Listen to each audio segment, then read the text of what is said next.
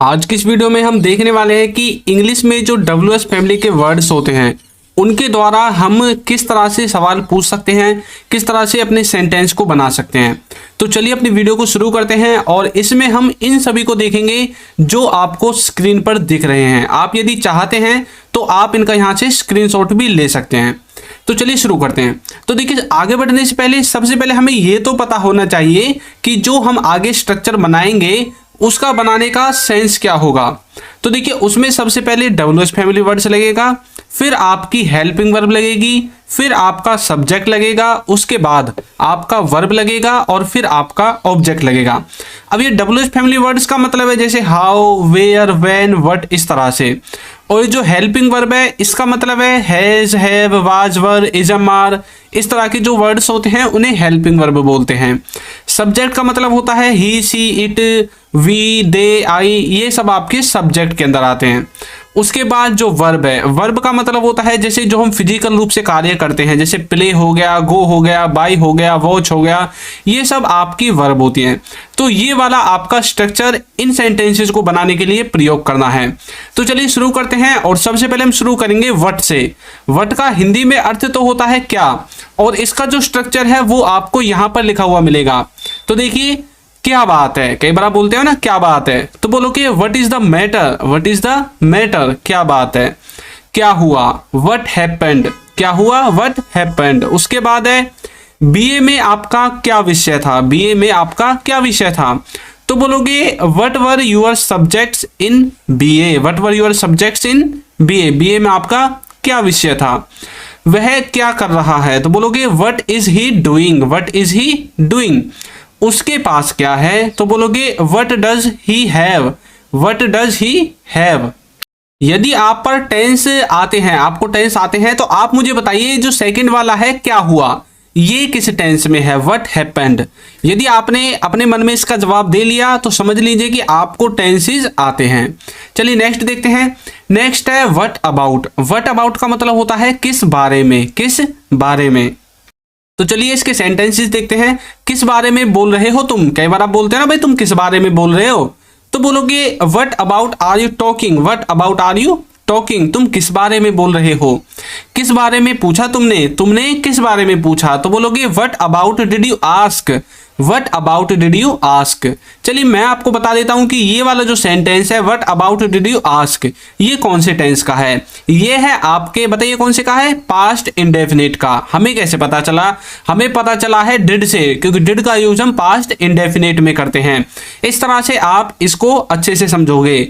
Next है what time. What time का मतलब होता है कितने बजे। जब आपको किसी से समय पूछना हो वहां पर हम व्हाट टाइम का यूज करते हैं, जैसे कि आप कितने बजे आए, आप कितने बजे आए, तो बोलेंगे what time did you come, what time did you come. चलिए बताइए जो डिड होता है, डिड के साथ वर्ब की कौन सी फॉर्म लगती है, तो देखिए डिड के साथ वर्ब की लगती है फर्स्ट फॉर्म, इसीलिए तो कम लिखा है। नेक्स्ट देखिए, वो कितने बजे घर पहुंचा, वो कितने बजे घर पहुंचा, तो बोलेंगे what time did he reach home, what time did he reach home, वो कितने बजे घर पहुंचा। इस तरह से आप व्हाट का यूज कर सकते हैं अलग अलग सिचुएशंस में। एक और देखिए व्हाट इफ। व्हाट इफ का मतलब होता है क्या हो अगर, क्या हो अगर। देखिए क्या हो अगर मैं ना आऊं, क्या हो अगर मैं ना आऊं, तो बोलोगे what if I don't come, what if I don't come. क्या हो अगर ऐसा हो जाए, तो बोलोगे what if it happens, what if it happens, क्या हो अगर ऐसा हो जाए। इस तरह से आप व्हाट का यूज करेंगे। अब हम देखेंगे whom else।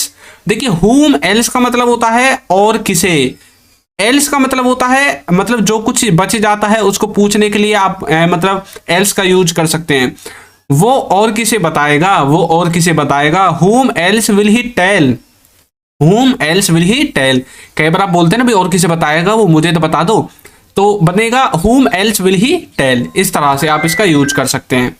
नेक्स्ट है why। why का मतलब होता है क्यों। चलिए इसके सेंटेंसेस देखते हैं, इसका स्ट्रक्चर इधर लिखा हुआ है। वह, तो why को हम बाद में देखेंगे, पहले इस where को देख लेते हैं क्योंकि इसी के सेंटेंसेस पहले आ रहे हैं। तो देखिए where का मतलब होता है कहाँ, where का मतलब क्या होता है, कहाँ। पहला सेंटेंस देखिए, वह कहाँ जा रहा है, वह कहाँ जा रहा है, तो बोलोगे where is he going, where is he going. Sentence है प्रेजेंट के कंटिन्यूअस का। आप कहाँ थे, कई बार आप बोलते हो ना भाई आप कहाँ थे, तो बोलोगे where were you, where were you, आप कहाँ थे। आप 2 घंटे से कहाँ थे, तो बोलोगे where had you been for 2 hours, where had you been for 2 hours, आप 2 घंटे से कहाँ थे। आप कहाँ से आ रहे हैं, आप कहाँ से आ रहे हैं, तो बोलोगे from where are you coming, from where are you coming, आप कहाँ से आ रहे हैं। इस तरह से आप वेयर का यूज कर सकते हैं। नेक्स्ट देखेंगे हम विच वन। विच वन का मतलब होता है कौन सा, विच वन का मतलब होता है कौन सा। जब आपसे कोई पूछे भाई आपको कौन सी चीज पसंद है, आपको कौन सी शर्ट चाहिए, आपको कौन सी पैंट लेनी है, किस तरह का फ्रॉक आपको अच्छा लगता है, कौन सा आपको पसंद है, तो वहां पर आप विच वन का यूज करते हैं। जैसे कि तुम्हें कौन सा चाहिए, तो बोलोगे which one do you want, which one do you want. तो इस तरह से आप विच वन का यूज कर सकते हैं कौन सा वाले सेंस में। नेक्स्ट है व्हाट काइंड। व्हाट काइंड का मतलब होता है किस प्रकार या फिर किस तरह का, किस प्रकार का या फिर किस तरह का, किस प्रकार की किताब चाहिए तुम्हें, तो बोलोगे what kind of book do you want, what kind of book do you want. उसे किस तरह की फिल्म पसंद है, उसे किस तरह की फिल्म पसंद है, तो बोलोगे what kind of film does he like, what kind of film does he like, उसे किस तरह की फिल्म पसंद है। इस तरह से आप व्हाट काइंड का यूज कर सकते हैं। नेक्स्ट अब हम देखेंगे व्हेन। व्हेन का मतलब होता है कब। स्ट्रक्चर आपके सामने है, सबसे पहले व्हेन, फिर हेल्पिंग वर्ब, फिर सब्जेक्ट, फिर वर्ब और फिर ऑब्जेक्ट। आप कब पटना जा रहे हैं, आप कब पटना जा रहे हैं, तो बोलेंगे when are you going to Patna. अब देखिए व्हेन आपका है यहाँ से आ गया, आर आपका हेल्पिंग वर्ब है, यू आपका सब्जेक्ट है, गोइंग आपकी वर्ब है और पटना आपका एक तरह से ऑब्जेक्ट है। आपके पिताजी कब सोते हैं, तो बोलेंगे when does your father go to bed. Go to bed का मतलब है सोने के लिए जाना, समझ में आ गया। आपके पिताजी कब सोते हैं, when does your father go to bed. आप कब से लिख रहे हैं, आप कब से लिख रहे हैं, तो बोलोगे since when have you been writing this, since when have you been writing this. वह कब से गायब थी, तो बोलोगे since when had she been absent, since when have she been absent. अब वह कब से गायब थी। उसके बाद आता है फॉर हुम, जिसका मतलब होता है किसके लिए। हुम का मतलब होता है किसका, किसके, और फॉर का मतलब होता है लिए, तो दोनों मिलकर बन गए किसके लिए। देखिए तुम किसके लिए कर रहे हो, मान लीजिए कोई किसी व्यक्ति काम को कर रहा है और आप बोले भाई किसके लिए कर रहे हो, for whom are you doing, for whom are you doing. Next है ऑल्दो, जिसका मतलब होता है हालांकि। ऑल्दो का मतलब होता है हालांकि, जैसे कि हालांकि वह बुरा है, तो बोलोगे although he is bad, although he is bad. हालांकि वह बुरा था, although he was bad, although he was bad. समझ में आ गया। तो यहाँ पर किसी व्यक्ति के बारे में बात हो रही है। यदि आपको किसी वस्तु के बारे में बात करनी है तो आप यहाँ पर इट का यूज करेंगे, ऑल्दो इट इज बैड, इस तरह से। नेक्स्ट देखिए एज लॉन्ग एज, जिसका मतलब होता है जब तक। एज लॉन्ग एज का मतलब होता है जब तक, जैसे कि जब तक तुम आओगे, भाई जब तक तुम आओगे ना तब तक तो मैं इंग्लिश सीख जाऊंगा, तो बोलोगे as long as you come, as long as you come, जब तक तुम आओगे। जब तक वह देखेगा, तो बोलेंगे as long as he watches, as long as he watches, जब तक वह देखेगा। वट एवर, वट एवर का मतलब होता है जो कुछ भी। वट एवर का क्या मतलब होता है, जो कुछ भी, जैसे कि जो कुछ भी तुम कर रहे हो, जो कुछ भी तुम कर रहे हो, तो बोलोगे whatever you are doing, whatever you are doing. समझ में आ गया।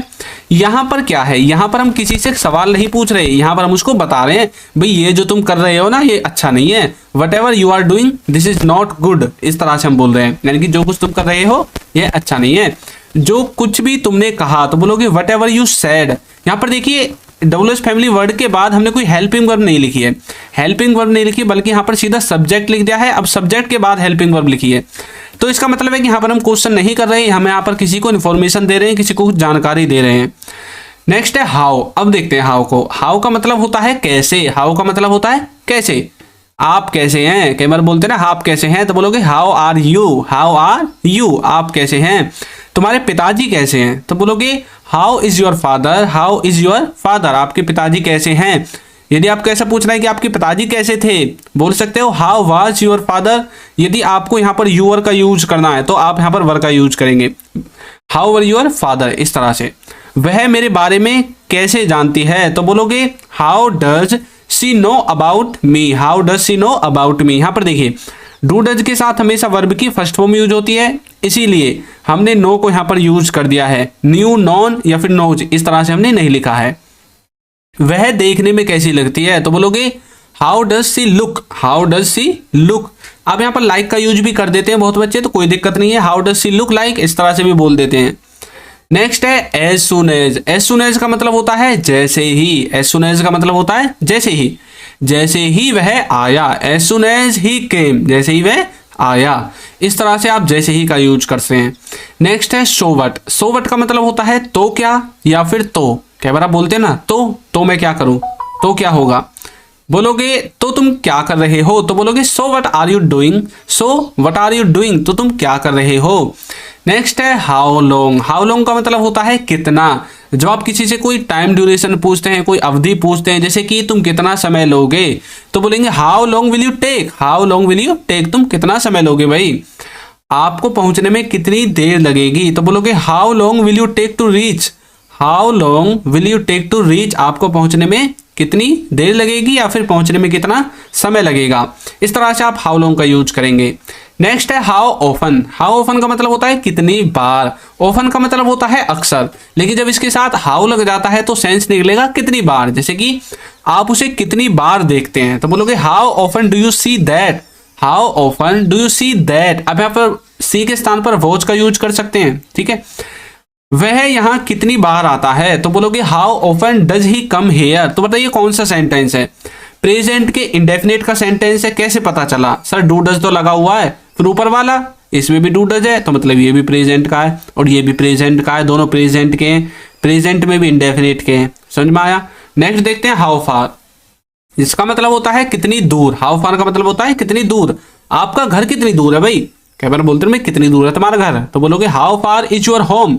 How far is your home, वह कितनी दूर है, तो बोलोगे how far is that. How far is that. इस तरह से आप हाउ फार का यूज करेंगे। नेक्स्ट है वाई नाउ। वाई नाउ का मतलब होता है अब क्यों। मतलब कई बार बोलते हैं ना भाई अब क्यों बोल रहे हो, पहले तो तुमने बोला था मैं बोलूंगा नहीं, अब क्यों बोल रहे हो, तो बोलोगे why are you speaking now. Why are you speaking now, वह अब क्यों जा, मतलब कई बार आप बोलते हैं ना अब क्यों जा रहे हो, तो बोलोगे why are you going now. Why are you going now, अब क्यों जा रहे हो। इस तरह से आप वाई नाउ का यूज कर सकते हैं। नेक्स्ट हम देखने वाले हैं हाउ मैनी। मैनी का मतलब होता है कितना। कितना यानी कितने, जैसे कि कितनी कुर्सियां, तो बोलोगे हाउ मैनी चेयर्स। कितने कंप्यूटर, तो हाउ मैनी कंप्यूटर्स। इस तरह से आप बोल सकते हैं। समझ में आ गया। हाउ मैनी के साथ वो चीजें यूज होंगी जिन्हें हम गिन सकते हैं, जिन्हें हम एक एक करके गिन सकते हैं। नेक्स्ट है वाई देम। वाई देम का मतलब होता है उन्हें क्यों। वाई देम का मतलब होता है उन्हें क्यों।